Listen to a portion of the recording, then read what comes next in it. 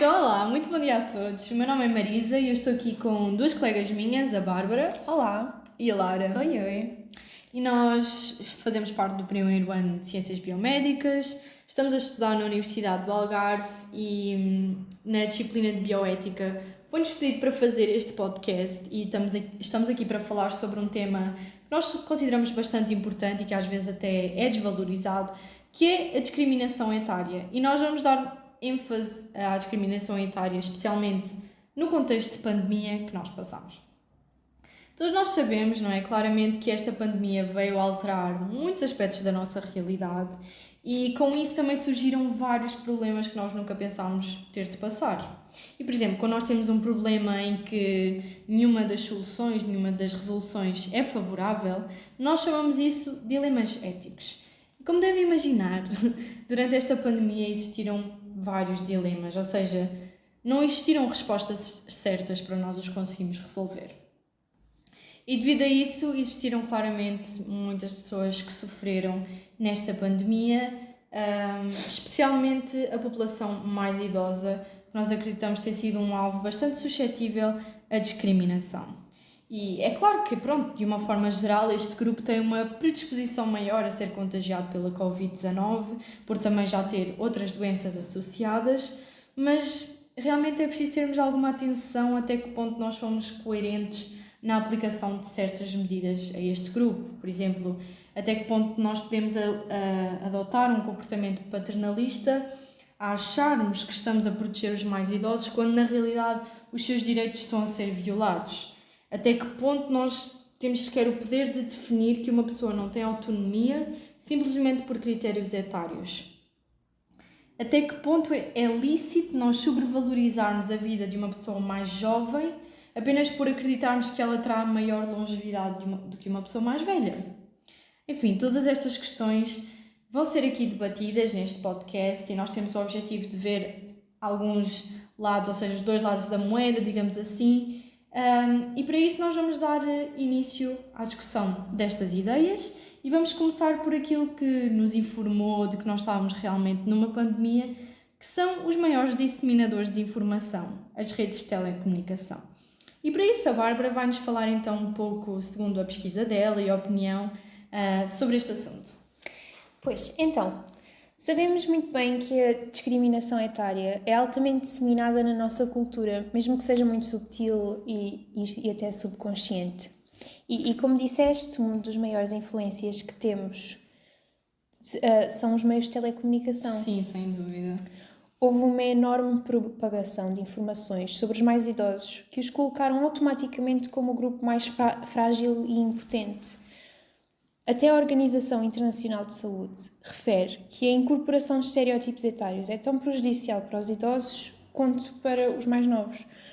Vê bem, uma criança de 4 anos já tem assente estereótipos que têm influência na forma como ela se vê a ela mesma e como se comporta para com as pessoas de diferentes idades.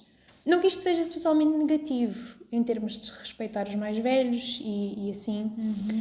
No entanto, quando pensamos na ideia de envelhecimento, esta já vem cotada de uma forma totalmente negativa. Sim. Era importante que o distanciamento físico não fosse também social e que as relações entre gerações fossem fortalecidas e não o contrário. Pois, realmente isso é um aspecto interessante, nós termos a noção de que a discriminação etária está assente em vários aspectos, desde, por exemplo, as políticas, instituições, até as nossas relações interpessoais, como por exemplo, se nós virmos na questão de saúde, quando os recursos são somente distribuídos consoante a idade, ou até mesmo no caso dos mais novos, em que, por exemplo, no trabalho, às vezes a opinião de quem é mais novo não tem tanta importância simplesmente porque é mais novo, e todos estes pequenos pormenores têm consequências na forma como nós nos vemos a nós mesmos, influenciam a nossa percepção relacionada às capacidades e às limitações que nós achamos ter.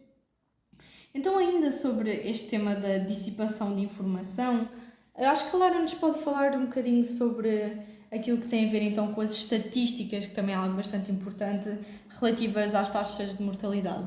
Certo, como vimos, com os grandes meios de proliferação de informação, estatisticamente é inegável dizer que a população mais idosa foi realmente a que sofreu mais taxas de mortalidade. Até 20 de abril de 2020, cerca de 72% dos óbitos por Covid-19 foram pessoas com mais de 60 anos e 70% delas apresentava pelo menos um fator de risco, sendo os principais diabetes, obesidade e hipertensão, como sabemos.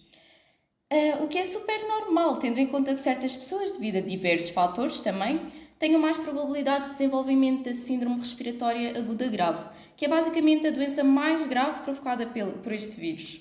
E é por isso exatamente que chamamos estas pessoas com mais tendência à doença os grupos de risco de Covid-19. Os idosos, infelizmente, fazem parte deste grupo, uma vez que têm mais probabilidade de maior número de comorbidades, como diabetes mellitus e problemas cardíacos, que tendem a aumentar exatamente com a idade, e com isso cresce a sua vulnerabilidade às mais diversas condições que os rodeiam. Mas desta forma estamos a generalizar de uma forma brutal o grupo dos mais idosos, tendo em conta que este grupo é super heterogéneo. E na área da saúde, não é somente por um critério que um grupo de pessoas pode ser considerado um grupo de risco. Tem que haver uma junção de fatores que se relacionem. Podemos incluir a idade, mas existem muitos outros, como por exemplo a existência de doenças crónicas. Sim, então, já que nós estamos a entrar nessa questão dos grupos de risco, eu acho que é importante nós abordarmos aquilo que foram as reais restrições a que este grupo da população esteve sujeito. Não achas, Bárbara? Acho que tu tens algo a partilhar connosco. Sim, antes de mais nada, como sabemos, durante um certo período de tempo fomos obrigados a ficar em confinamento, né? É um bocado difícil de esquecer. No entanto, uma das principais ideias que foi criada, e de forma errada, foi a de que os idosos já viveram tudo o que tinham a viver e agora tínhamos é que deixar os mais jovens fazer o mesmo. Chegou-se mesmo ao ponto de, não no nosso país, felizmente, mas sim na Finlândia, por exemplo, de se imporem medidas apenas sobre a população mais idosa. E todos estes fatores criaram a ideia de que a Covid-19 era apenas um problema dos mais velhos. Houve até uma mentalidade totalmente irrealista e egoísta da população mais jovem, que se comportou com bastante resistência às normas estipuladas. Pois há sempre aquele grupo de jovens que decidem contrariar as regras e não é novidade. No entanto, segundo um estudo realizado pelo investigador do Banco de Portugal, César Santos, que decidiu isolar estes dois grupos etários, em particular os jovens e os idosos. Foi possível então concluir que os idosos são mais propensos a alterar o seu comportamento face a esta situação de pandemia. Ele refere que, exatamente para se proteger contra estas infecções, os idosos escolhem passar mais tempo em casa e longe de atividades que possam aumentar o risco de contrair o vírus. Assim, esta autoproteção que eles desenvolveram, ainda que não seja a forma mais ideal, revelou-se numa diminuição acentuada da curva de infecções nesta camada da população, que é o mais importante. E além disso, numa pesquisa com cerca de 60 mil pessoas, publicada no jornal The Times, revelou-se que, surpreendentemente, as pessoas mais velhas têm tendência a lidar melhor do que as mais jovens com a tensão mental e emocional causada por esta pandemia. Exatamente, e eu acho que até é interessante ver que as pessoas mais idosas, creio eu, por já terem passado por outras situações na vida, normalmente tendem a ter mais maturidade, às vezes, para lidar com estas questões. No entanto, eu gostava de falar de outra visão, digamos assim, ou seja, da visão mais dos hospitais, porque nós sabemos que foram distribuídos recursos pelos centros de saúde, como os ventiladores, que chegou a ser um assunto bastante polémico, porque acreditamos que foram violados algumas questões éticas. Nós sabemos que existem então 4 princípios éticos fundamentais, que são a beneficência, a justiça, a autonomia e a não maleficência, ou seja, um resumo deles é que todos tendem a que o bem seja feito ao paciente, mas que a sua autonomia e as suas vontades não sejam completamente ignoradas.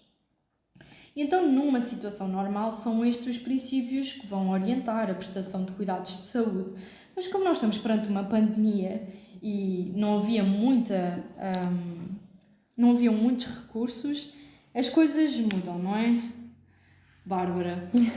Sim, pois, quanto a essa questão da distribuição e a alocação dos recursos escassos, que foi realmente um problema, passámos mesmo por um mau bocado. No entanto, uma revisão sistemática em 2020 mostrou que em 149 estudos, 85% daquilo que determinou quem recebeu certos procedimentos ou tratamentos médicos foi única e exclusivamente o critério etário.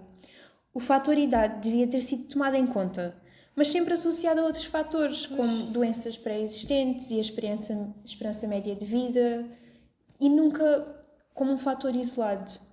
Para além do mais, em 2020, a Autoridade de Saúde Nacional suspendeu as visitas a instituições nas quais residiam pessoas idosas, devido, nomeadamente, ao risco de contágio e tal. Assim, as pessoas que já poderiam estar numa fase terminal viram um dos seus direitos humanos a ser violado, que é o de ninguém morrer sozinho. Pois realmente isso é um cenário bastante triste e mais uma vez é possível deparar-nos com a questão do isolamento social, ainda que pronto, foi dentro de um hospital. Acredito que dentro deste tema houve bastante crueldade na forma como, pronto, creio eu que as pessoas mais idosas, porque não têm acesso a meios tecnológicos e tudo mais, e foram quase como abandonadas, digamos assim, pela família, porque pronto, não tiveram outra opção e tiveram de lidar obrigatoriamente com a solidão. No entanto, ainda bem, não é? Algo positivo criado foi que as instituições tomaram consciência deste problema e criaram algumas iniciativas para combater esta solidão. Eu acho que a Lara nos pode dar algumas informações mais detalhadas sobre estas iniciativas. Sim, realmente, Marisa. Felizmente houve um crescimento no que toca à acessibilidade dos problemas relativos à nossa saúde mental.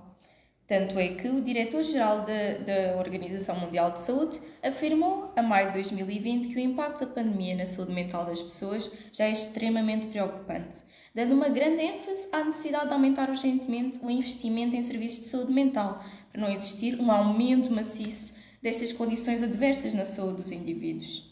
Assim, no nosso país existiram vários projetos que serviram como uma luz no fundo do túnel. Temos então o lançamento de uma linha de apoio, SOS Solidão, lançada pela Fundação Bissaia Barreto. Também tivemos uma equipa da Universidade de Aveiro que participou num projeto europeu e inovador na cenário da solidão e do isolamento social dos mais velhos, que funcionou basicamente com laboratórios de inteligência coletiva e tecnologia social e de saúde para combater o isolamento destas pessoas mais idosas. Foi ainda criada também uma campanha, Contágio Mais Vivida, que trazia um auxílio remoto para instalar e usar aplicativos de entrega e mobilidade, dando atenção a estas pessoas que estão isoladas e precisam de alguém que exatamente atenda a certas necessidades que elas não podem, por estarem muito condicionadas. Sim, eu nem consigo imaginar estas pessoas que precisaram de estar isoladas, ou seja, precisarem de alguém que lhes fizesse as compras ou tudo mais. Ainda bem que existiram então estas iniciativas.